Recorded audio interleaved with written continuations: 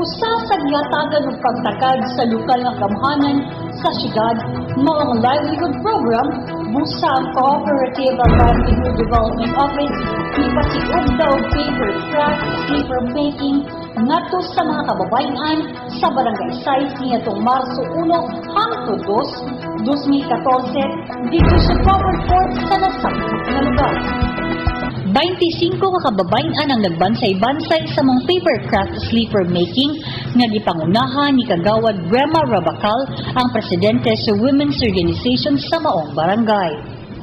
Si Project Development Assistant Grace Niquinto sa CLDO nagpasalamat sa mga opisyales sa barangay nga mibulig sa mga kalihukan ug nanghinaot siya nga ang mga partisipante adunay makatunan sa training aron ilang magamit para panginabuhian.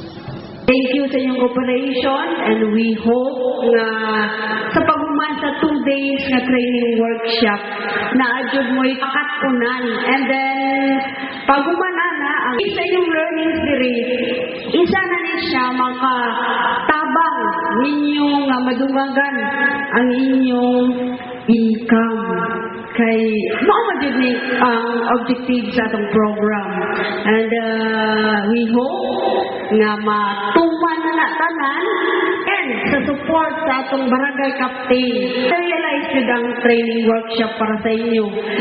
Gibutyag usab ni punong barangay Ronaldo Batusin nga ang mga opisyales sa barangay 6 wala nagpapaya ug andam nga motabang para sa kayuhan sa katawhan sa maong barangay. Dugang paniya nga adunay gitagana nga pundo ang barangay alang sa livelihood program. Dili yata karon dere alang sa pagkapon, no? Ilang usa ni siya sa tuang agianan ba na basi siya mo ni siya makapaluwas nato, no? Dili na nato ni siya small. Kay sa pagkaron dili pa ninyo mo-fail kay training pa man mo.